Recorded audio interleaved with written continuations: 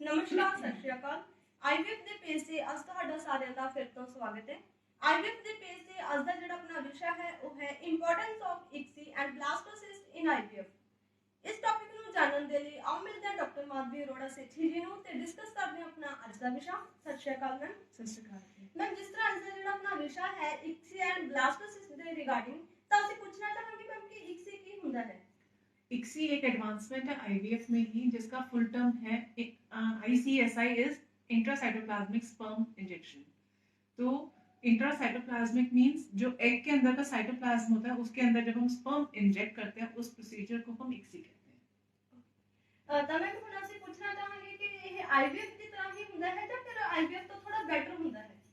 इसके results IVF से better रहते हैं बिकॉज आईवीएफ में हम पेशेंट के एग्स लेते हैं, एक डिश में रखते हैं मीडिया के साथ और उसके साथ स्पर्म रख देते हैं और उनको इंक्यूबेटर में रख देते हैं। वो मशीन जो यूट्रस का टेम्परेचर मेंटेन करती है, तो उसमें स्पर्म्स अपने आप ही एग से मिलते हैं और एम्ब्रियोज बनाते हैं। लेकिन तो क्या होता है कि कभी कभार जब किसी एग की थिकन लेयर होती है या स्पर्म थोड़ा कमजोर होता है तो वो एग के अंदर पेनिट्रेट नहीं कर पाता है और एम्ब्रियो नहीं बन पाता है।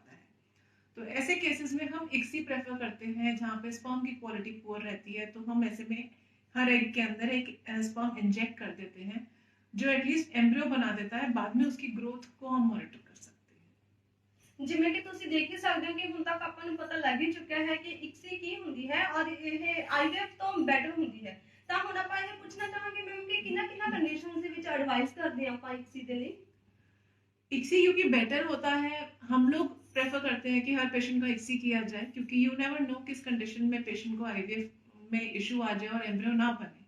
बट हाँ, मोस्टली इक्सी का जो को डिस्कवर किया गया है वो इसीलिए किया गया है मेनली मेल फैक्टर के केसेस में या फिर इवन रिकरेंट प्रेगनेंसी लॉसेस वाले या रिकरेंट आईवीएफ फेलियर्स में भी हम कर सकते हैं कि जहाँ स्पर्म काफी वीक है और एग के अंदर पेनिट्रेट नहीं कर पा रहा है। तो ऐसे केस में जब हम वो स्पर्म उसमें से बेस्ट स्पर्म सिलेक्ट करके, एक तो हम इक्सी मशीन की मैग्निफिकेशन उससे काफी बेटर होती है आईवीएफ में हम जैसे रखते हैं।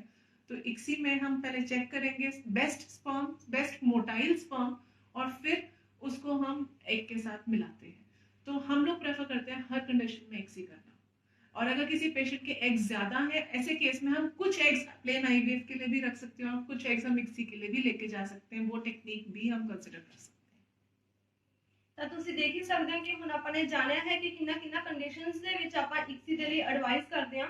ਤਾਂ ਮੈਮ ਇਸ ਤੋਂ ਬਾਅਦ ਅਸੀਂ ਬਲਾਸਟੋਸਿਸ ਟ੍ਰਾਂਸਫਰ ਬਾਰੇ ਵੀ ਸੁਣਿਆ ਹੈ, ਤਾਂ ਇਹ ਕੀ ਹੁੰਦਾ ਹੈ, ਇਸ ਦੇ ਬਾਰੇ ਕੀ ਕਹਿਣਾ ਚਾਹੋਗੇ ਤੁਸੀਂ।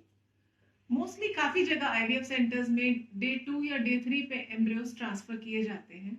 तो ब्लास्टोसिस्ट एक ऐसी स्टेज होती है एम्ब्रियो की जो नॉर्मली 5वें दिन जाके रेडी होते हैं embryos. Blastocyst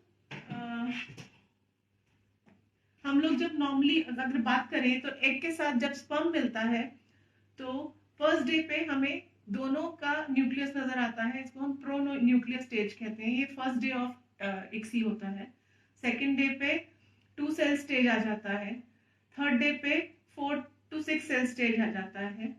then fourth day पे वह सारे सेल्स इकट्ठे होके मोरुला बनते हैं और फिफ्थ डे पे जाके ये ब्लास्टोसिस्ट बनता है जहाँ पे एक इनर सेल मास और ट्रोफोएक्टोडर्म लेयर होती है। तो ब्लास्टोसिस्ट मेनली हैच करता है और वो जाके यूट्रस में जाके इम्प्लांट होता है।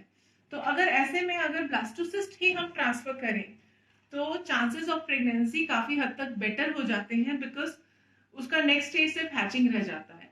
और हमारा ये मानना भी है कि अगर कोई एम्ब्रियो बॉडी के बाहर 5 दिन तक सर्वाइव कर सकता है तो उसकी बॉडी के अंदर सर्वाइव करने की पॉसिबिलिटी लिटिल इज हायर। तो ऐसे केसेस में ब्लास्टोसिस्ट ट्रांसफर एक बेटर सक्सेस डिलीवर करता है। बट अगर हम स्टडीज की बात करें तो अगर आप किसी पेशेंट की उम्र 35 साल से कम है तो वैसे केसेस में ब्लास्टोसिस्ट ट्रांसफर कोई खास एडेड बेनिफिट नहीं है। इवन डे 3 डे 2 एम्ब्रियोज का भी सिमिलर सक्सेस रेट होता है। बट आपकी उम्र अगर 35 साल से ज्यादा है, पहले आईवीएफ फेलियर्स है, पहले एबॉर्शंस की हिस्ट्री, ऐसे केसेस में ब्लास्टोसिस्ट ट्रांसफर ज्यादा अच्छा सक्सेस रेट डिलीवर करेगा। इवन मेल फैक्टर केसेस में जहाँ पे मेल का sperm quality is very poor, ऐसे में अगर ब्लास्टोसिस्ट तक एम्ब्रियो पहुंचता है तो उसके चांसेस ऑफ इम्प्लांटेशन ज्यादा बेटर रहते हैं।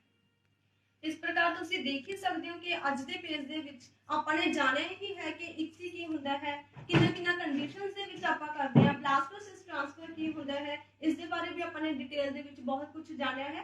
ਤਾਂ ਨੈਕਸਟ ਟਾਈਮ ਤੋਂ ਫਿਰ ਤੋਂ ਮਿਲਾਂਗੇ ਇੱਕ ਨਵੇਂ ਵਿਸ਼ੇ ਦੇ ਨਾਲ। ਤਦ ਤੱਕ ਲਈ ਸਤਿ ਸ਼੍ਰੀ ਅਕਾਲ। सत श्री अकाल जी।